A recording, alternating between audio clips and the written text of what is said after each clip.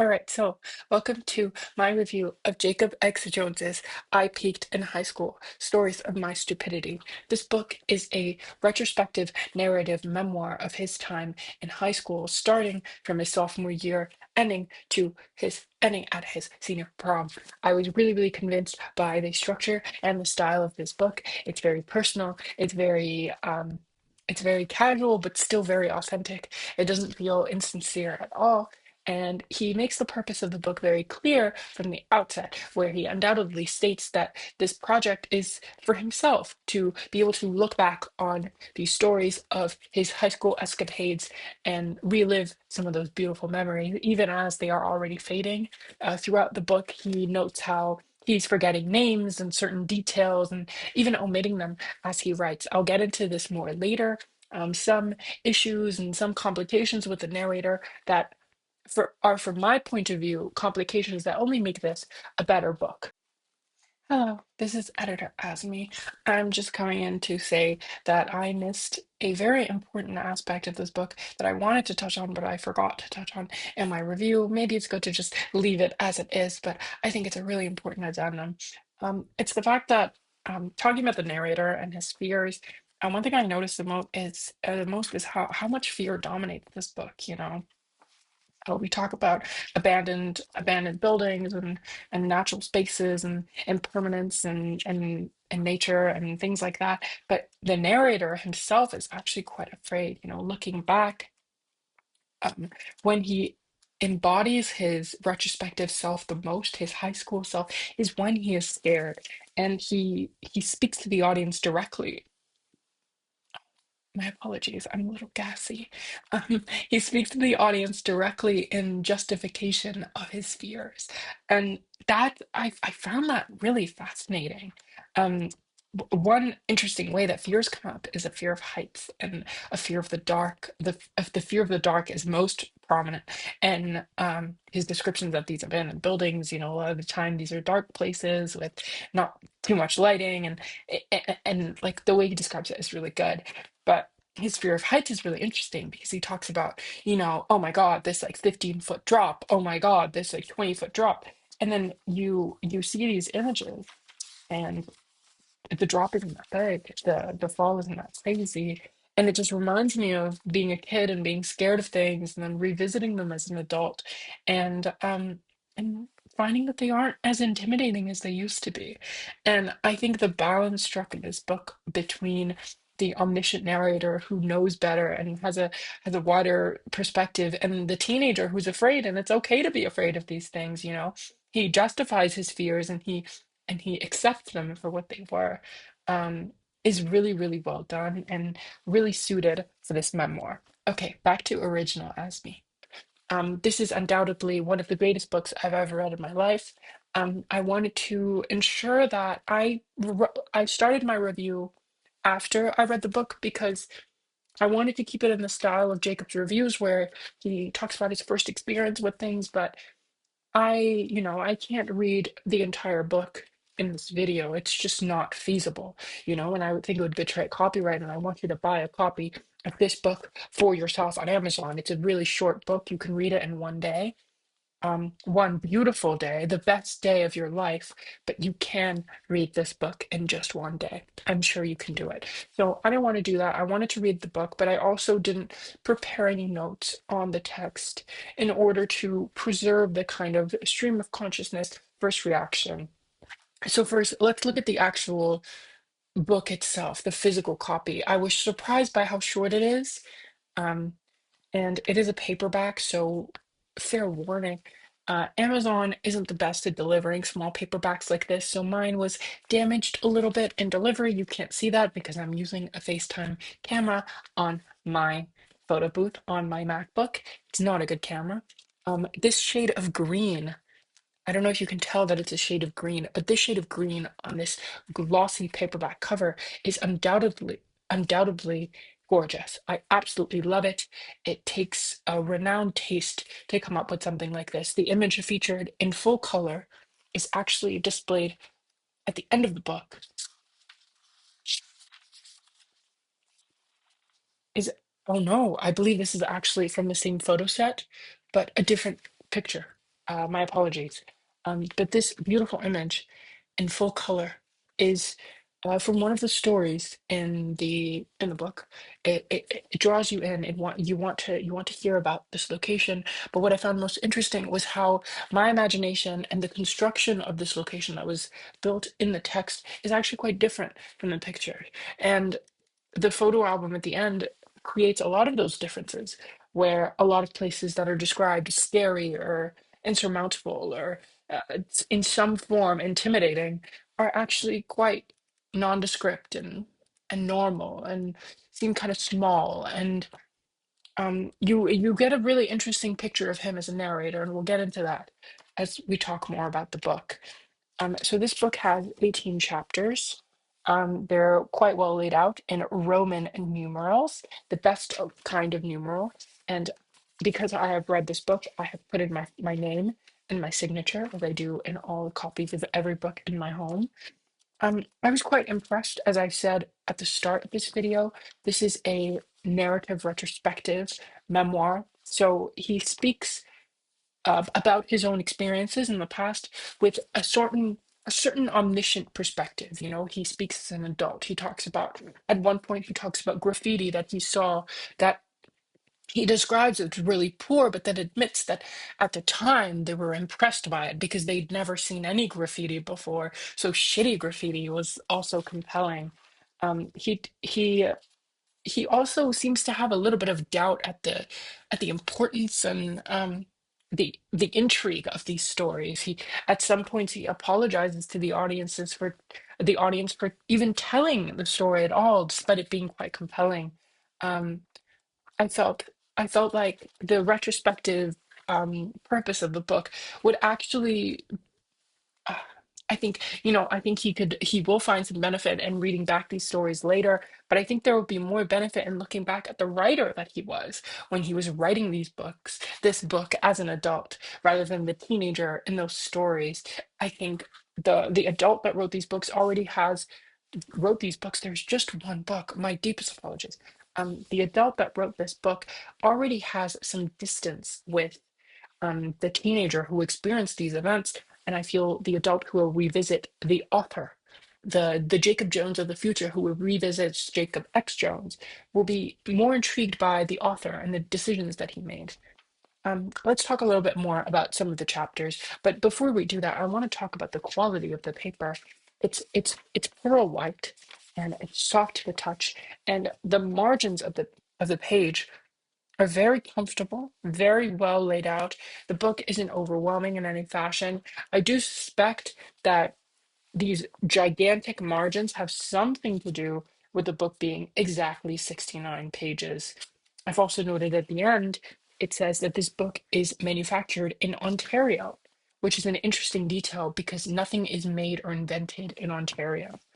Um, my favorite chapter in this entire book is the very short chapter called Parking Decks near the end of the novel. If you have, you're at the end, I apologize for saying novel. This is not a novel. It's short. It's not a novella. It's not fiction. It's reality.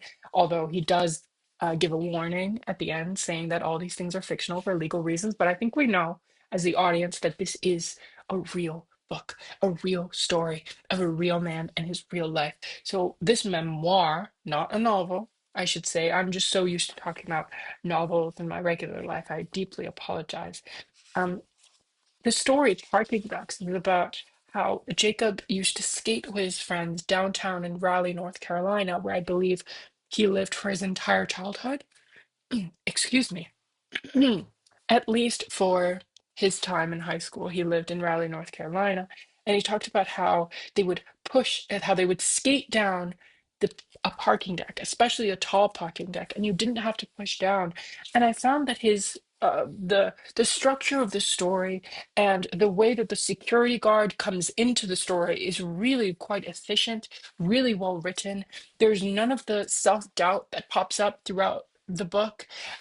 That's, you know, at certain points, are you sure about this? Do you want to hear this? Like, he even invents an audience that is speaking to him, that's asking him to push and tell these stories, almost as if He needs the audience to both encourage and discourage him in his process of deciding whether he wants to write this book at all. But Parking Decks has none of that. It's clean, it's efficient, it's short, but it's great. He creates the image of the parking deck instantaneously, and he carries it out with a lovely story about being chased by an angry security guard. And every time a detail is introduced, the thread of the narrative runs along with it. Jacob is very, very good at introducing good details, strong details, but sometimes the narrative falls behind these details.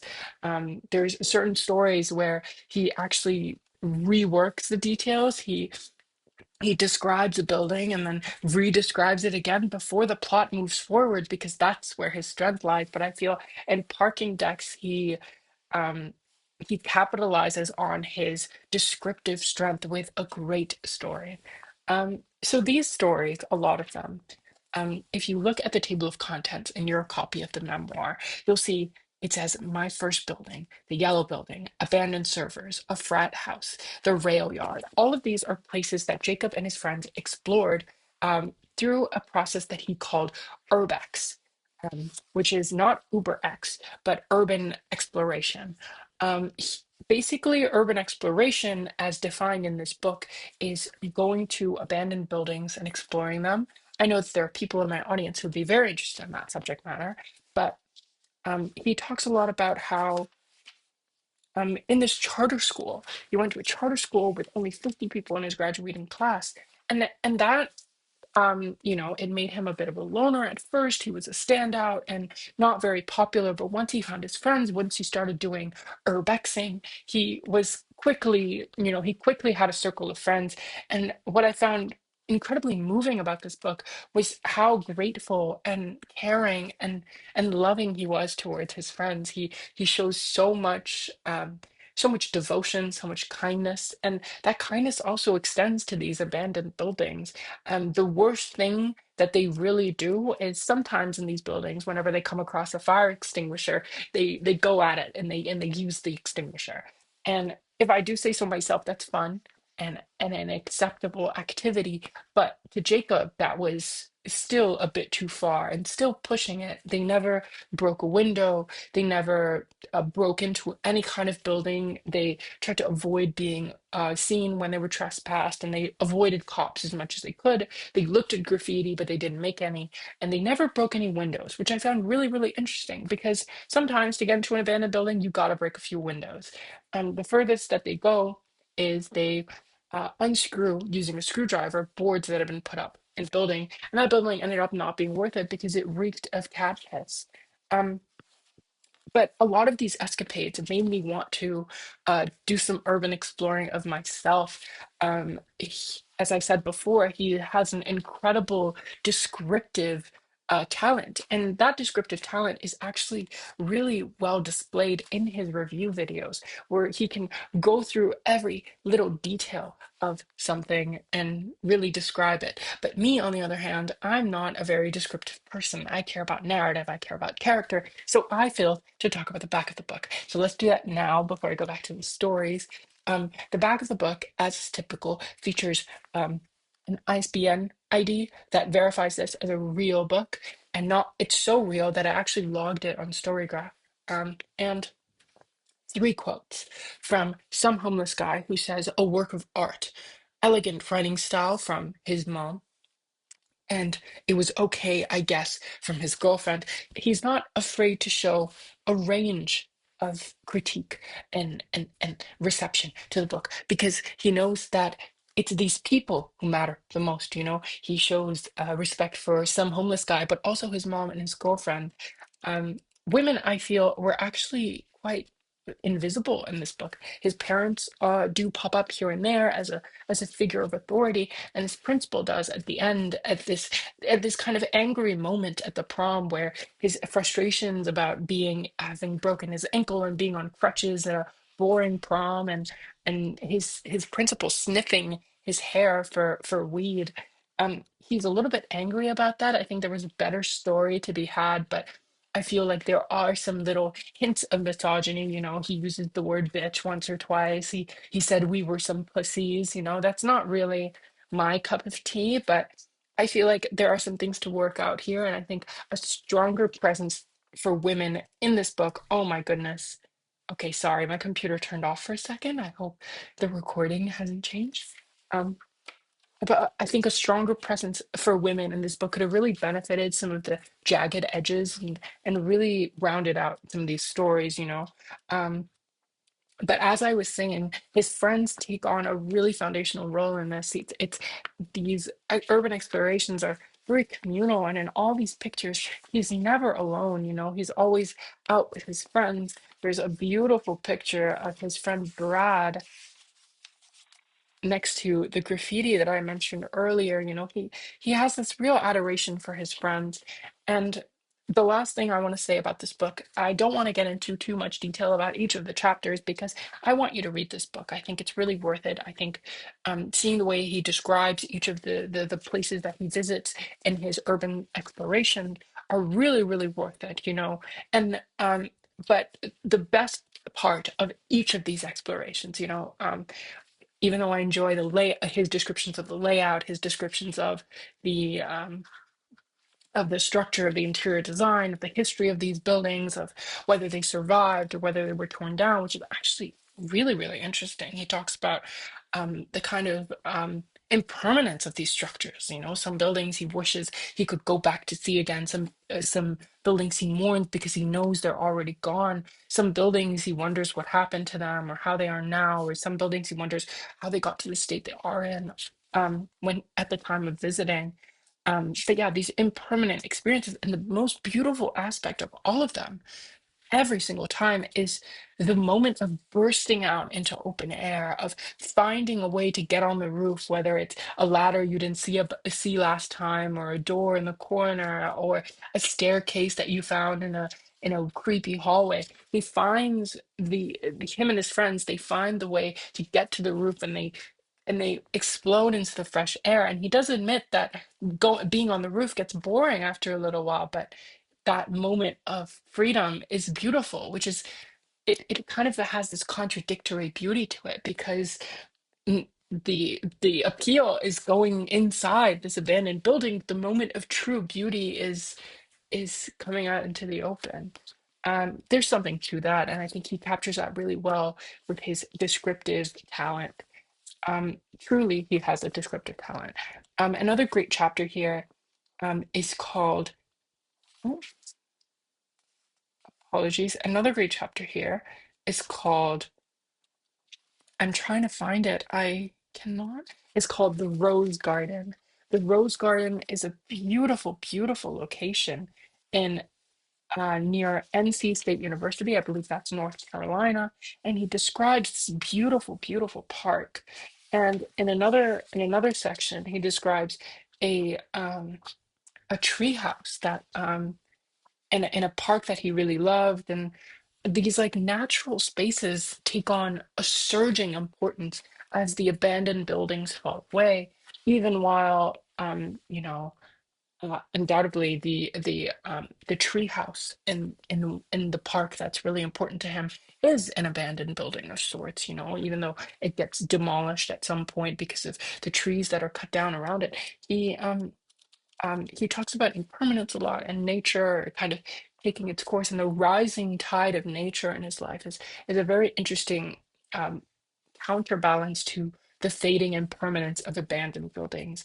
And one interesting theme that pops up, I'll really struggle to find the exact quote, but he talks about getting lucky with urbex. You know, they were never caught. And, you know, nothing went on his record. His friends were smoking weed, and he started smoking weed late in his junior year. And on weed, he actually talks a lot about it later in the book. I think it's worth reading. I won't get into that.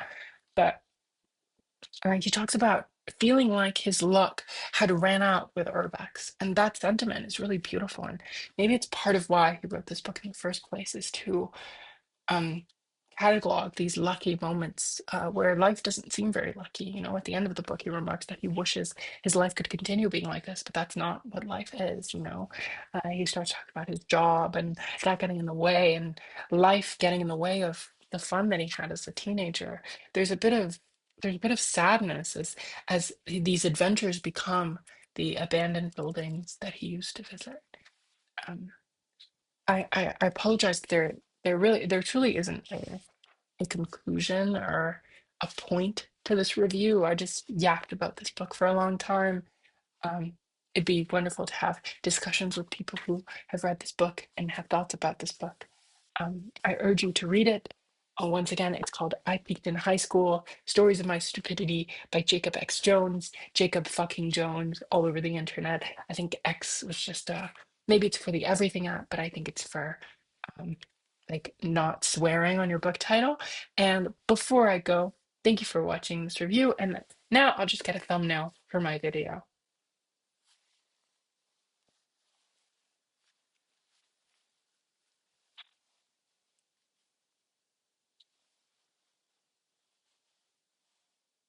Thank you for watching. Bye bye.